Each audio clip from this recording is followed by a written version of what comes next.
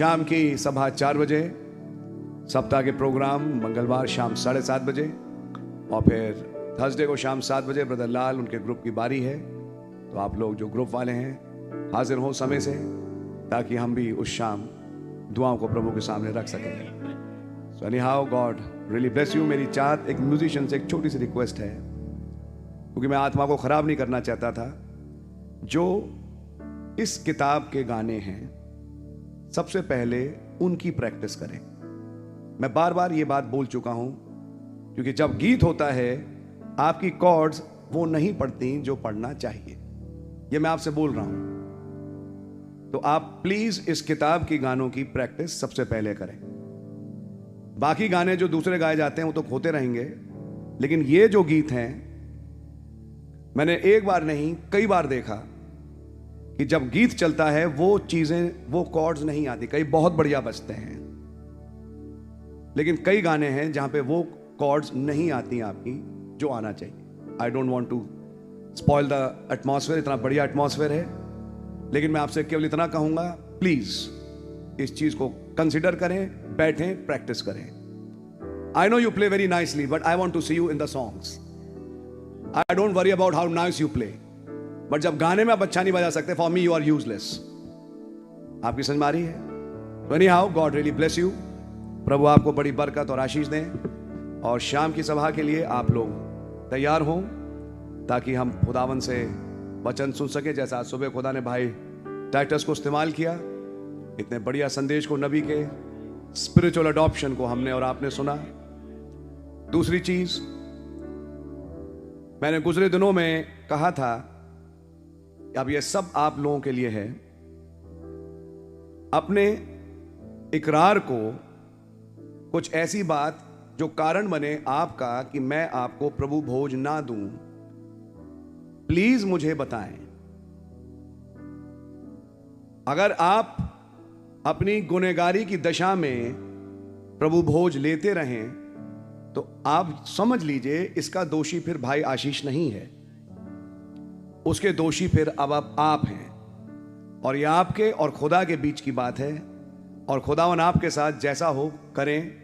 और आपको मालूम है कि ऐसी दशा में इंसान आशीषें लेके मेज से नहीं जाता, क्योंकि बाइबल में लिख दिया गया, इसी कारण तुम में बहुतेरे निर्बल और रोगी हैं और बहुत से सो भी गए।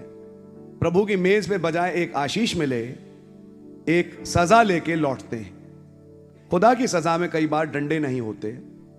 खुदा की सजा में पहली चीज ये होती है कि अकल पे स्याही पुत जाती है। समझ में आ रही है?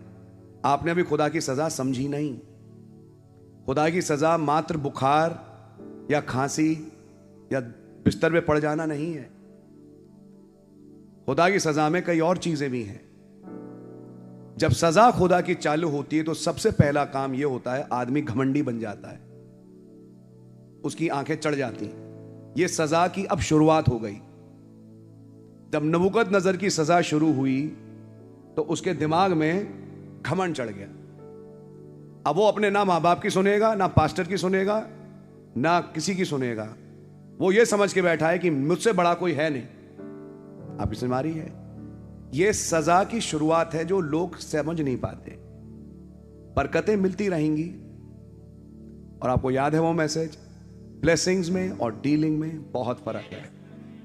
आपकी समझ में आ रही है? इसलिए मैं आपसे निवेदन करूंगा, आपसे भी जो आज ग्रुप आया है और आप जो सुन रहे होंगे नेट के द्वारा, खुदा का धन्यवाद हो, कई भाई बहनों ने मुझे पास आके बात करी, तो हमने करेक्टिव मेजर लिया। I am अस्टाउंडेड। इतने महीनों से आप प्रभु भोज ले रहे हैं, और जो हालात आप मुझे बता रहे हैं, it is so horrible, horrible, horrible conditions. मैं यहां से मन से बोलना नहीं चाहता। हॉरिबल की हिंदी तो समझते ही होंगे आप। भयानक दशाएं। समझ में आ रही है आपके? यू सी, केवल एक हाथ उठा लेना, हालेलुया, जब सब हाथ उठाएं, is not enough. He sees the lives. वो देखते हैं आपके जीवन को कि आप कर क्या रहे हैं। You can't befool him. आप उन्हें बेवकूफ नहीं बना सकते। And never try to.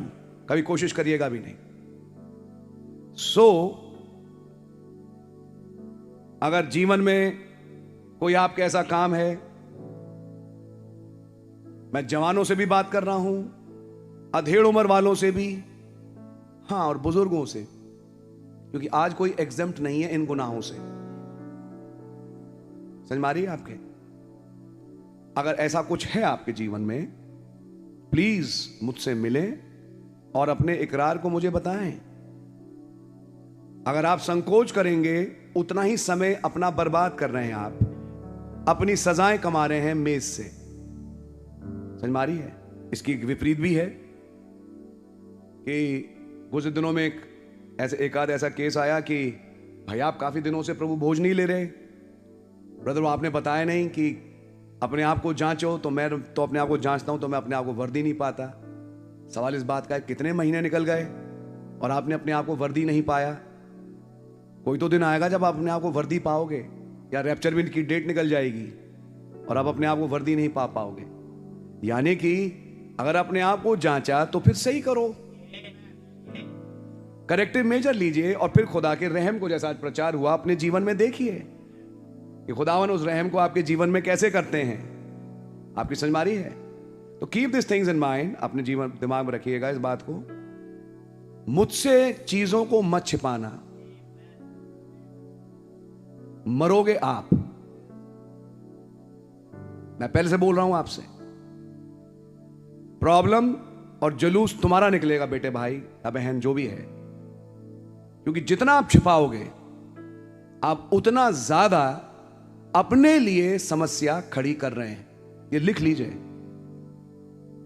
और जब आप उसे उजागर करें तो हां, उसका कोई समाधान निकल के आएगा।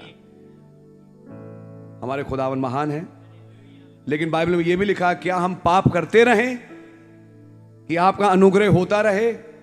एक आयत वो भी है। तो हर चीज का एक बैलेंस है। तो आइए इन चीजों को हम लोग समझें। Any how, God really bless you. प्रभु का नाम मुबारक हो, प्रभु के नाम की तारीफ हो। इन चीजों पे आप मेडिटेट करें। आज का इतना प्यारा मैसेज, स्पिरिचुअल अडॉप्शन। मैं जब जब वो स्टोरी पढ़ता हूं, इनफैक्ट एक और कहानी भी है जो नबी ने ग्रेस को लेकर एक और मैसेज में समझाई, लेकिन जब जब मैं उसको पढ़ता हूं, आई गेट फिल्ड अप। और वो तो एक छोटा उदाहरण था आर्नल्ड वॉन विंकलरीड का, और व्हाट अबाउट क्राइस्ट, जिसने वो सारे आपके और हमारे भाले अपने ऊपर ले लिए and died on the cross, ताकि आपका और मेरा उद्धार हो सके। Just think of that. ये रहम जो मेरे और आप पे हुआ, ये बदर छोटी सी चीज नहीं है। इस रहम को और उसकी कीमत को समझें। आज आप इस भवन में इसलिए हैं, किसी ने दाम चुकाया। Keep that in mind. जिस दाम को आप नहीं चुका सकते थे, somebody paid the price। समझ में आ रही है आपके? ये खुशियां जो अपने जीवनों में आप भोगते हैं, वो केवल इसलिए किसी ने उसकी दाम की चुकती करी। बड़ा भयानक दिन था जब आपके हाथों और पैरों पे कीलें ठोकी गईं और 6 घंटा सलीब पे नंगा लटकाया गया। हम तो नबी ने कहा शर्म के मारे कुछ कपड़े लगा देते हैं, लेकिन बाइबल के अनुसार आप बिल्कुल नंगे थे। दुनिया ने आपको नंगा कर दिया, लेकिन उस खुशी के कारण बाइबल में लिखा है, जो आपकी निगाहों के सामने था, अर्थात हम और आपने बड़ी खुशी के साथ उस कुर्बानी को अपने ऊपर लिया और अपनी जान दी। ये बाइबल है, ये कभी झूठी हो नहीं सकती। उस रहम को कभी जिंदगी में भूलिएगा नहीं। और रहम की पहली स्थिति यह होगी, आप हलीम बनेंगे। पहली स्थिति हलीमी, घमंड से चढ़ी आंखें नहीं, टेढ़ा दिल नहीं, ना ना ना ना ना।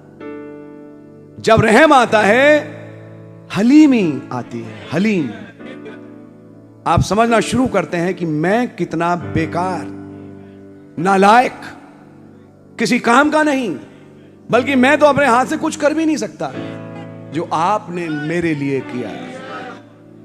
यह है सो खुदा का नाम मुबारक हो।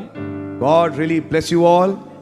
और काश ये प्रेम जो मसीह ने अगाध आपके और हमारे साथ किया, हमारे हृदयों में दिन रात अपने गुण गाता रहे।